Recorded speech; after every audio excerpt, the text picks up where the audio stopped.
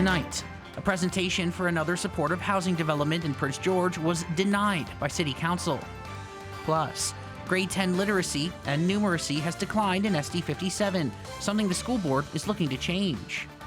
And a local man has created a new innovative state-of-the-art solar panel for the marine transportation industry.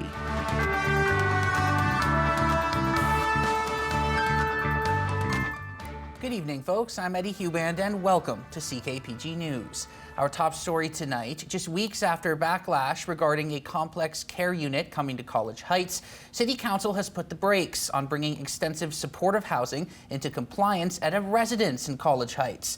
Many councillors noted that the applicant did not go through the proper process and that there was little to no consultation done with the neighborhood. Adam Burles has more from the applicant and the city in tonight's top story. On Monday night, City Council denied the Integrity Recovery Society's request for a temporary use permit to bring existing supportive housing into compliance at a residence in College Heights, specifically 7973 Rochester Crescent. However, according to the city, the society has already been operating at that location since 2020. They have been operating as basically it's a men's shelter, zero drug usage, kind of a housing for people who want to get off the drugs for the past 4 years already. Rick Edwards with the Integrity Recovery Society was the applicant for the permit and says that council made their decision provided with information that was incorrect. When I left that meeting, I felt a little railroaded, and I felt a little lost. They said we cannot grant a 3-year TUP because the Integrity Recovery Society has already been in operation for 3 years. That's false. There has not been one councillor, not one program ran inside this house. The Integrity Recovery Society has an abstinence first requirement, which means that clients are not partaking in substance use. And Edwards says that harm reduction is failing. What we're seeing is a failed project here. In order for harm reduction to even be successful, there needs to be complete abstinent places in and around these harm reduction programs. Mayor Simon Yu stated that even with an abstinence first requirement, it may pose problems. As we all know, when people are addicted to these very addictive drugs, opioids or not, and if zero usage sometimes can also trigger some behaviors which is can be harmful perhaps to themselves and to the neighbors or not. Rick Edwards says that despite council denying his temporary use permit application, he is going to keep fighting and says that this is a battle he doesn't intend on losing. Adam Burles, CKPG News. It is the newest form of solar panel invented right here in Prince George. And oddly enough, it's created for coastal and marine application, but it also has tremendous opportunity for the future. Cheryl Jan reporting. Yeah, so about 1.3 millimeters thick. This doesn't have the vinyl coating on. This is just a straight marine coating. That black square is a solar panel. Yep, you heard it, a solar panel created for marine application, initially catamarans, created by local inventor and entrepreneur Simon Angus. It was the dream of an avid sailor to create an all-electric catamaran, and he did. It sailed great, just an amazing sailing yacht, but it just wasn't all electric. We couldn't get enough power to drive the system, right? When we weren't sailing, the batteries were just too small. We weren't generating enough power. Enter this prototype, which basically is the very fragile solar cells fully encapsulated into a fiberglass composite laminate. And it basically protects those cells from damage. We can do any shape anybody wants. And it's the maximum efficiency because we use the best cells on the market. It has all the elements of a traditional solar panel, but it's lighter and, more importantly, it's way tougher. And it is just the beginning for Open Water's design and manufacturing. The world is switching hybrid. The sort of all of the high net worth people who have these yachts, that they all need to show that they are being more environmentally friendly. The work caught the eye of the province, which has provided nearly $500,000 in funding to help build a plant to make these panels. And so they're looking at using this new technology in maritime applications, and the province is making a grant available to them to help them expand this work. And I understand as well that that's going to create 20 full-time jobs. He plans to use the provincial funding to build a 7,000 square foot plant where the company can go from generating 250 watts a day to the equivalent of 12 kilowatts a day. So the production facility that we will be building in Prince George, it'll be part lab, part robotics sort of system. We'll be using robots and machinery to automate the entire production. Simon Angus says the applications potentially are endless. Take this reefer trailer, for example. Throw solar panels on the top to generate enough power to keep the contents cool, pulling 20,000 litres of diesel out of the airshed in North America alone every year. Cheryl Jan, CKPG News. School District 57 held its first school board meeting of the year last night, and among the many topics discussed was grade 10 learning. The school district had set out several goals for its grade 10 students, but not only have these goals not been reached, the situation has seemingly gotten worse. Tommy Osborne has more on grade 10 learning and what SD 57 is doing to improve the stats. School District 57 is in year 3 of its 5-year strategic plan, and among many goals in this plan was a focus on improving grade 10 literacy and numeracy by 10% over the first 2 years, as SD 57 grade 10 students historically fall short of the expected grade proficiency. Not only was this goal not reached, though, grade 10 literacy and numeracy actually went even lower in 2022-23, which is the most recent stats. We try to set achievable goals, but if you don't achieve your goal, then of course you have to go back and look at, your structures, your procedures, your ways of teaching. Because of the teacher shortage, we do have challenges with that. And of course, with more support in schools, students will do better. This drop in performance means changes could be on the way. This could look like adjustments in how teachers communicate with students or adjustments and improvements to lesson structure. But radical changes to school programming could also be an option, as Aziz says grade 10 results are a culmination of learning in earlier grades. That is a conversation that we're having now as a school district with our high schools and with our staff to really start to maybe reimagine what our grade 8-9 programming looks like, and to make sure that we are still building on those core literacy and numeracy pieces that we know are focused on in K-7. Both Aziz and Trepanier mentioned this is just a snapshot, and Trepanier wanted to highlight school is much more than just one test result. We're focused on academics, obviously, but we're also focused on students' personal development, their social development, building respect, building responsibility. Trepanier says other metrics like student wellness and feelings of safety have gone up, so she remains confident in the work being done in classrooms. However, a drop in numeracy and literacy still needs to be addressed. We have to think long-term, not short-term. We have to really work with our teaching staff, with our educators, to make sure that they have the skills, the vocabulary, and the training that's necessary to move our kids past some of those hurdles that they have in place right now. Hopefully the teacher shortage can be addressed, and we can see some better results overall for teachers and students.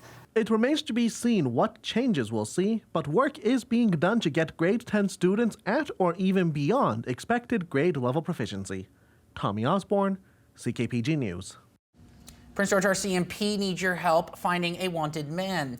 42-year-old Jeffrey Theodore Julseth is wanted for assault and breach of undertaking. He's 5'10", 161 pounds with brown hair and blue eyes. If you see him, don't approach as he's considered dangerous. Call police or Crime Stoppers instead. The Berg Lake Trail is getting some attention from BC Parks, aiming to rebuild and reopen the trail. The 21-kilometer trail is in the Robson Valley. In 2022, BC Parks began rebuilding the trail after major flooding washed out part of it and damaged other facilities like bridges and picnic tables a year prior. And now there's a 3-phase plan to rebuild and reopen the trail, which is set to be completed in 2025. Well, obviously, the way that we manage parks in British Columbia is really important, and the values that people who use them have. And so in the case of the Berg Lake Corridor, their visitor use management plan is very outdated, and they're looking at updating that. And so one of the important things from my perspective is that people who use the park system need to actually have some input in terms of what the future of that corridor looks like. The second active living market for 2024 will be taking place on Saturday. The market will take place at Claytley Tenay Memorial Park from 10 a.m. to 4 p.m., previously held in Pine Center Mall. This year marks the first outdoor iteration of the event. The active living market in the park will provide a one-stop shop opportunity to explore a wide variety of activities, programs, and events within the city. Attendees can connect with a diverse range of businesses and organizations to find the right fit for their lifestyle, age, and skill level.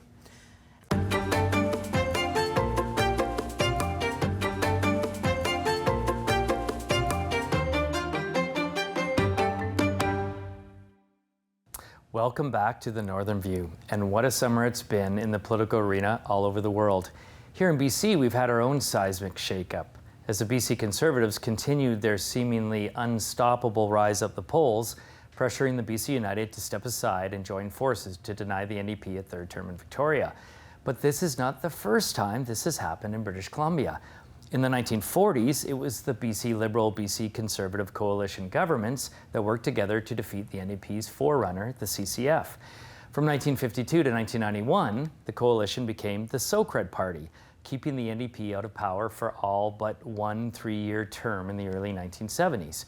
From 1991 until this summer, it was the BC Liberals, BC United, spending 16 years in government and 17 years as the official opposition. And now it's the BC Conservatives again. So this banding together of the center-right anti-NDP forces under a new party is not something new. What would be drastically different if Rustad were to win, aside from a sharp shift in policy and ideology, is that we haven't had an elected premier from northern BC since 1941, 83 years ago. And before that, it was the late 1800s. It's even been 40 years since we elected a premier from outside Vancouver or Victoria, Bill Bennett from Kelowna in the 1980s. John Rustad is from Prince George and represents Nechako Lakes, a riding that includes small northern towns from Houston to Vanderhoof. If Rustad does become premier, many might think of Game of Thrones Ned Stark, the Lord of Winterfell, descending from the north to assume leadership down in King's Landing. But unlike Stark, whose inexperience led to his quick demise, Rustad has spent the last 20 years navigating the corridors of power, and all those lessons learned will be essential to winning this upcoming BC election and keeping his job as premier. I'm Chris Beach, and this is a Northern View. The lowest gas price in Prince George as of this morning was sitting at $1.55.9 per litre at Costco. The lowest price in BC right now is in Vernon at $1.50.9 per litre. Manitoba has the lowest fuel prices in Canada at $1.32.3 per litre, while BC has an average price of $1.68.8 per litre.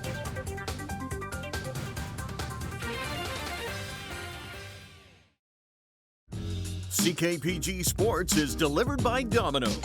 For a very limited time, PG Domino's is offering 50% off all pizzas when you order online.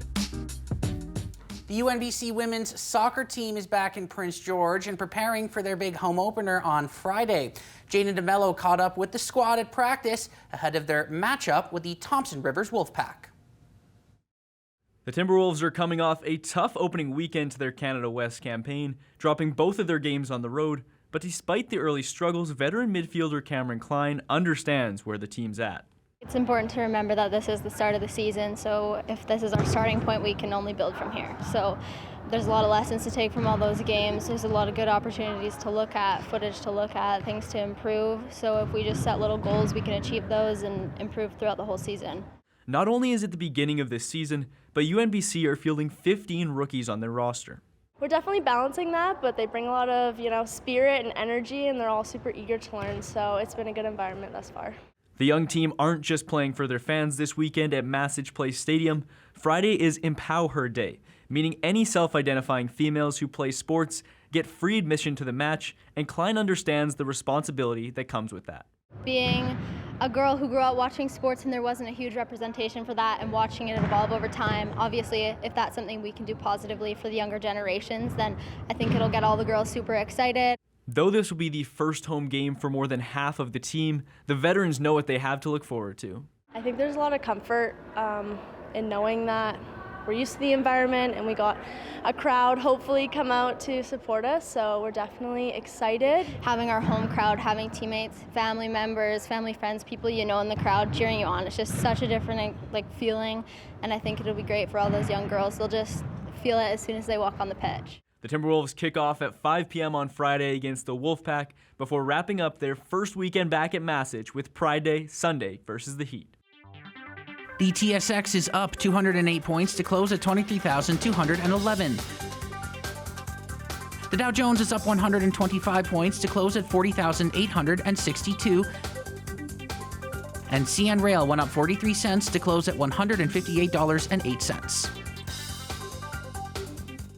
Good evening again, everyone. A pretty good day going forward, but we'll take you back from earlier on our Wednesday on the satellite. And yes, a bit cloudy out there for the most part across most of our region. And really the province as a whole saw a lot of cloud cover as well. But a lot of the instability in terms of precipitation was down through the southern interior and really the south coast as well. Southeast pockets of the province today pretty unsettled as well, and still going into tonight, as you can see there, even into parts of tomorrow. But a lot of the province will clear out for Thursday. We're watching this system here. This is the next system that's approaching the north coast tomorrow. So spreading some showers tomorrow to the north coast and then tracking inland. So the timing on that when it reaches us will likely be Friday night, maybe late Friday afternoon, but more so probably into the night on Friday or the later part of the evening. So we'll enjoy some sunshine first and then an increase in cloud as the day goes on Friday, just ahead of that system.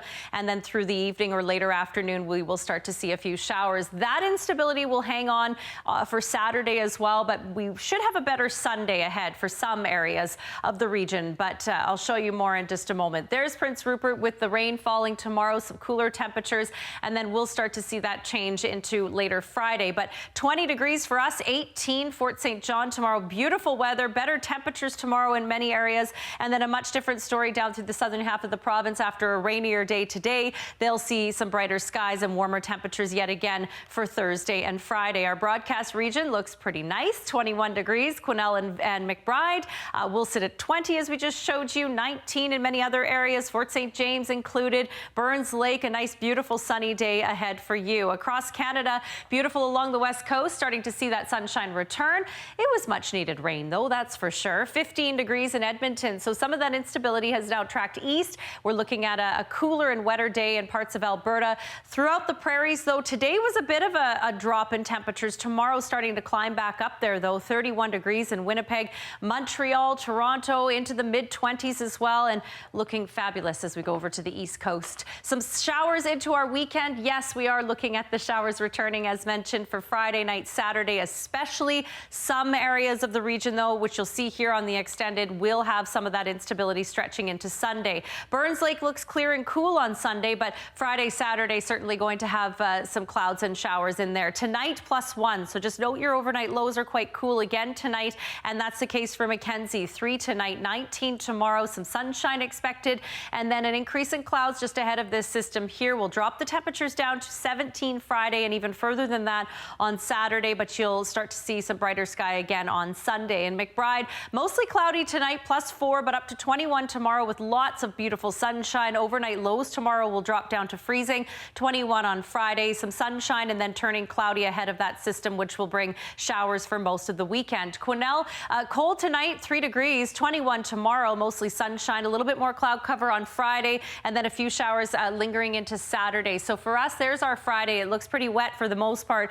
We're showing late afternoon, but again, it could be the evening hours that we start to see most of that instability hit. 18 our high, 16 Saturday. Most of our weekend looks pretty good, but we do have a fairly good chance of seeing some of those showers spreading into Saturday as well. CKPG Sports is delivered by Domino's.